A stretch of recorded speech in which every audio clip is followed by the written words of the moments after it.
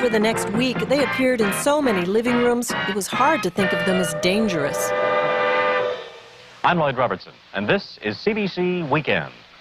John Lennon is here in Canada selling peace. He is here in our studio tonight, along with Yoko and Rabbi Abraham Feinberg from Holy Blossom Temple. And John, just before we get on with our discussion here, I want you to meet a man who is waiting to talk to you in our Winnipeg studio by the name of Russell Dorn. He's the Deputy Speaker of the Manitoba Legislature, and he's representing the Manitoba government on the Centennial Committee out there. Manitoba's entry into Confederation was 1970, and I think they would like to involve you in their celebration. So, Mr. Dorn, if you're ready. Yes, Lloyd. I'm speaking to you from Winnipeg, where the Premier of Manitoba, who is Canada's youngest Premier, has sent a letter to John Lennon, which was mailed yesterday, and I would like to read that letter to Mr. Lennon. Dear Sir, through news media accounts of your statements and actions with respect to promoting world peace, I believe I have gained some understanding of your philosophy and find myself substantially in accord with it. Therefore, it would give me and the government of Manitoba considerable pleasure if you would consider Manitoba as a site in 1970 to promote world peace. We would, of course, be prepared to provide you with every assistance in selecting an appropriate site. Yours sincerely, Edward R. Schreier. How about that, John? That's beautiful, and we'd like to thank you very much. And I can't give a date or anything now, but we'll be there, definitely. And it's just, we're overwhelmed by that offer, and we just don't know what to say. It's just too much, you know. Mr. Dorn, here's a chance for a little plug to the other people of Canada as well. You know, John was telling me that he's never been to Winnipeg, so perhaps you could tell him what the beauties of Winnipeg will be in 1970. And happy birthday for you, whatever it was he said before. Well, thank you very much. I might just mention in brief that we're in the center of Canada. We have a very progressive province and a large city. Our capital is 500,000. We have also in our province the International Peace Gardens, which is shared between North Dakota and Manitoba. And we're very proud of the fact that next year we'll be celebrating this 100th anniversary, being the first province to join Confederation. I hope that things will work out from your end and from ours, and that we're going to try to keep you to your word right now, John. Oh yes, you don't have to worry about that. It's just a matter of I have people around me, like anybody does, who make sure that it happens and do the phone calls, and we'll be in touch as soon as the lights go out. You know, I mean, like tomorrow, whenever we get the letter, you know, we'll wait for the letter with the address, etc. Thank you very much, Mr. Dorn. Thank you. Thank you from both of us. John, you've been terribly flattering to Canada since you've been around this week, and I'm just wondering how you can define that strain that seems to run through our national character. We say we have an inferiority complex in this country. What is it about Canada? Why is this peace movement being held here? You know, it's like beyond me, the ins and outs of it. Why we're here doing these things in Canada. I can say things like, I know Canada wants to talk to China and all those things, but they're not exactly the point.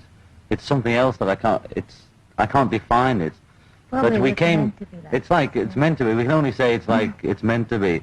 But we came to Montreal first time for the bed-in by mistake. You know, I mean, I don't want to be insulting, but it happened by mistake. We ended up in Montreal. How by mistake? You mean you just... Well, originally we were planning to go to one place, and we went, and then ended up in the Bahamas, and then from the Bahamas we headed to Toronto and ended up in Canada. And our plan, we didn't have a plan. We ended up in Montreal doing a bed-in. By chance. By chance. And then we met a lot of nice people, you know, and of course we meet millions of people. Canada is the first country that we've been given help with our movement. Most people that approach us want something. Canada is the first place that has given us something. For instance, the media and the press treat us as human beings, Yes. which is, I'm astonished. They're very I'm not used to it. We're very thankful. Well, we have always been, or at least we've considered ourselves to be a peace-loving nation and mediators to some extent. I would like to know why you wouldn't choose a place where war is going on right now, or where there is a dispute in progress. Vietnam, the Middle East? A, because Canada chose us as much as we chose Canada. B, we had an offer to go to Biafra. This was last year sometime, and Yoko was pregnant then. We considered the offer. We then declined because of her pregnancy. And during that time, we had time to think. And what the Biafrans wanted from us was publicity. That's what they wanted, even though they would have liked us to go in there to give them publicity. And we thought, because we're frightened for a kickoff of going where British bombs are dropping. They just recently dropped one on one of your Canary Relief things. That was a British bomb, folks. I'm frightened. I got more frightened when I went into it. And then we had to consider the pros and cons of risking. I know it's a risk going across the road, but risking going through an area like that, Biafra, Israel, or Hanoi, whatever it is, how much can we do alive or dead? I don't want to be Mr. and Mrs. Dead Saint of 1970. Well, surely this message, war is over if you want it, that quite simple message of yours, is really aimed at the people south of the border. Yes, because we have a choice. There are basically maybe two problems. We have a cancer. Now, you can cure the cancer when people have got it in Biafra and Vietnam, or you can try and prevent cancer. Quite right. So let's say we plump for research, and we're hoping, and seeing that 14-year-old boys play was just beautiful. That gives us more hope than ever just to see something like that. Can you get back into the States shortly? I'm hoping, I'm full of hope, as you can see. I think the States will let me in shortly. I just hope, it's like that all the time. It's like ping pong, Rabbi Feinberg. It's their loss if he doesn't win. Yes, Rabbi Feinberg, there were some comments made yesterday from people in this country about this being a naive project, and some Canadians say it's a waste of time. What's your feeling about that? Quite the contrary. I think this project of the Pop Peace Festival is very realistic because it's intended to leap over the politicians and reach the people. Well, now, you've been to Hanoi. You know how difficult that Vietnam situation is. Of course it's difficult. But it wouldn't be so difficult. The war in Vietnam would be over if the American people, the silent majority, which I consider to be for peace, not for war, really and definitely and clearly made its will known. And the purpose of this festival is, as I say, to reach the people. And what people? Primarily the young. They are, above all, the silent majority because they don't have a vote. And I think that it's the plan to give them a vote, to let them make their decision for war or peace. And besides, this festival will give new zest and enthusiasm and hope to the peace movement. I've already heard from leaders of the movement in the United States and Canada how happy they are that John and Yoko have undertaken to be the spearhead. They don't like to be referred to as leaders, but they are leaders because of what they are. And there's no couple in the world behind whom the young people will organize themselves more enthusiastically than behind John and Yoko, not only because of their fame and their acclaim and their prestige and their influence, but because of their personal qualities of character, which I have learned to love. I am proud to be associated with them in this cause. John, you said something very interesting in the last few days. You said that we are now coming into, indeed we are into the post-drug culture. Yes. You're talking to the young people. Yes. Are you saying that drugs are passé? Yeah, people that take drugs, I mean, when I talk about drugs, I mean hard stuff like speed and the things that the kids are getting into now. It means they've got no hope. The only time I ever took drugs was when I had no hope. And when you're on drugs, it's harder to find hope. It's like the alcoholics. We've seen all the films about our parents. They were all alcoholics, and when you are alcoholic, you don't know. You can't face up to it, and you're too far gone before you find out. You're really hooked. And speed does kill. All those things kill.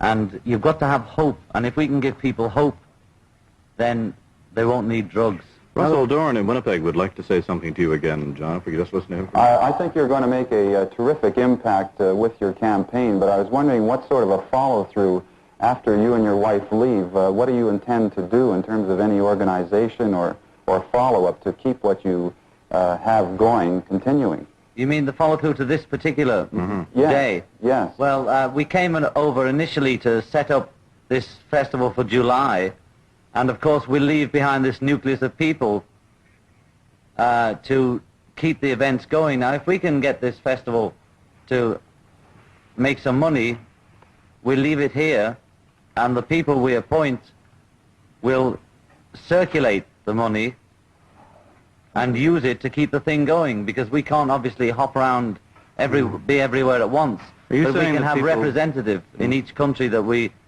leave behind. And we'll continue touring and touring and touring.